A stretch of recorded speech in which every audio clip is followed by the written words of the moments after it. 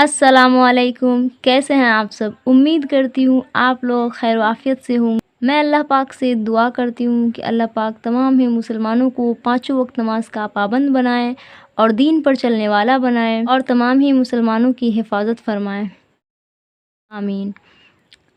आज हम लोग फिर से रोज़ाना की तरह उर्दू पढ़ना सीखेंगे और आज हम लोग कुछ नया सीखेंगे, ठीक है? तो चलिए शुरू करते हैं। बिस्मिल्लाहिर्रहमानिर्रहीम। यहाँ बात को गौर से समझिए। बाज़ अल्फाज ऐसे होते हैं जो लिखे तो जाते हैं मगर पढ़े नहीं जाते और बाज़ बेकायदा लिखे जाते हैं। इसका मतलब ये हो गया कि कभी कभी कुछ अल्फाज ऐसे होते हैं जो सिर्फ़ लिखे जाते हैं और पढ़े नहीं जाते हैं, ठीक है?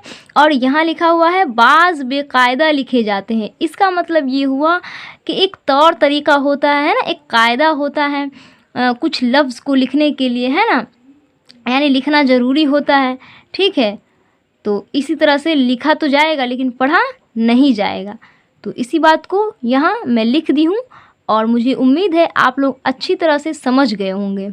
चलिए आगे हम लोग उर्दू लफ्ज़ को देख लेते हैं। अलिफ़ के ऊपर मद लग रही है तो इसको मुंह खोल कर पढ़ेंगे, ठीक है?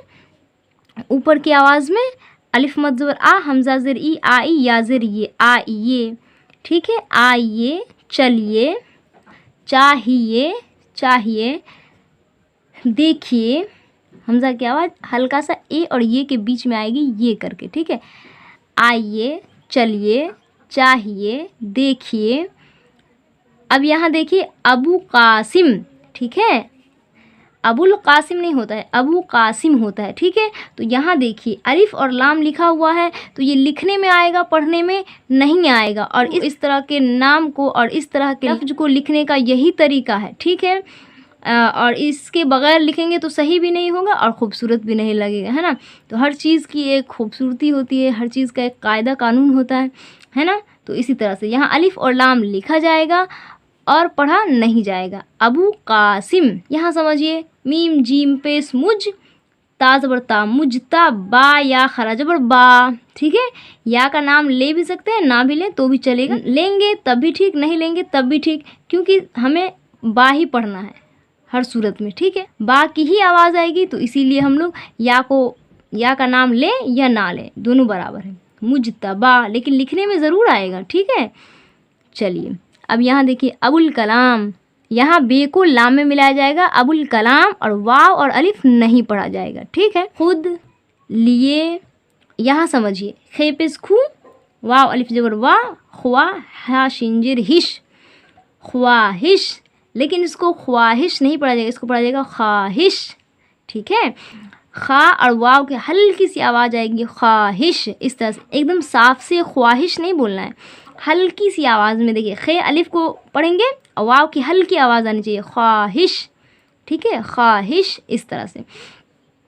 और यहाँ ख्वाहिश यहाँ भी लिख दी हूँ, यहाँ मैं सोसा डाल के बड़ी सीन लिखी हूँ और यहाँ बगैर सोसा डाल के लिखी हूँ। तो इस तरह से आप लोग नुक्ता से पहचान जाइए कि ये भी बड़ी शीन है और ये भी बड़ी शीन है, ठीक है? हवा या हुआ दोनों पढ़ सकते हैं, ठीक है?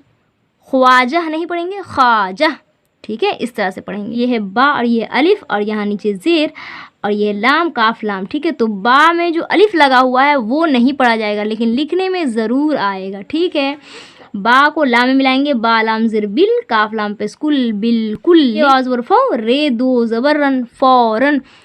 यहाँ पर आपको दो ज़बर ही लिखा जाएगा, फौरन में कभी भी नून नहीं लगेगा, ठीक है? तो यहाँ पे फे आवाज़ वर फौ, रा दो ज़बर रन, फौरन।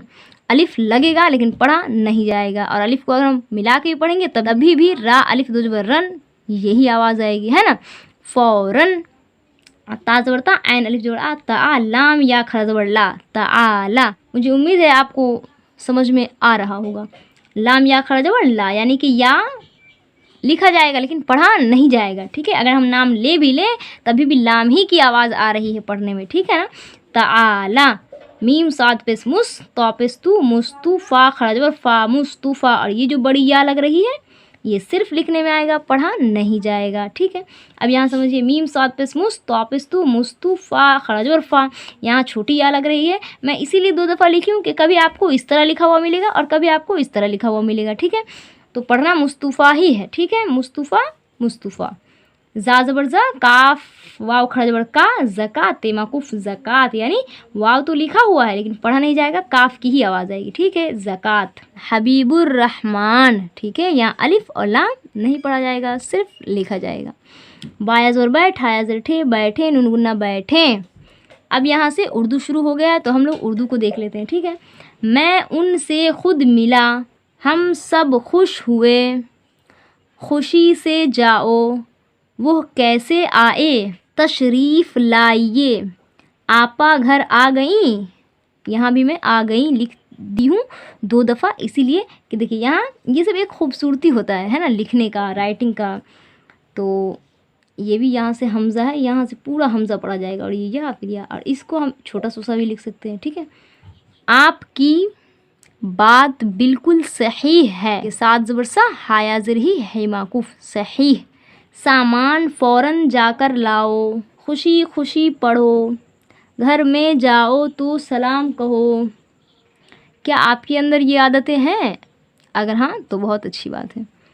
मौलवी अब्दुर्रहमान साहब आए हैं, हबीबुर रहमान किधर गए, चिड़िया दरख्त पर बैठी हैं।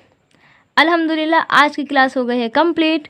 अच्छा, मैं आपसे एक बात तो पूछना ही भूल गई, मैं यहाँ पर लिख चुकी हूँ कि आम फलों का राजा है, क्या ये फल आपको पसंद है, यस या नो, कमेंट करके ज़रूर बताइएगा। ज़रूरी तो नहीं है, आप बता भी सकते, नहीं भी बता सकते, लेकिन बस मैं जानना चाह रही हूँ, बस ऐसे ही लिख दी हूँ ताकि आप पढ़ भी लीजिए और थोड़ा सा इंटरटेनमेंट भी हो जाए, है ना। मुझे उम्मीद है आपको आज की क्लास बहुत पसंद आई होगी, और अगर बहुत पसंद आई है तो लाइक भी कर दीजिए, सब्सक्राइब भी कर दीजिए, और शेयर तो लाजमी कर दीजिए ताकि आपको भी फ़ायदा हो जाए और जिसे आप शेयर करेंगे उसे भी फ़ायदा हो जाए, ठीक है। और उन लोगों को ख़ास तौर से शेयर किया कीजिएगा जो लोग उर्दू पढ़ना चाहते हैं, ठीक है। मुझे अपनी दुआओं में याद रखिएगा। अस्सलामु अलैकुम।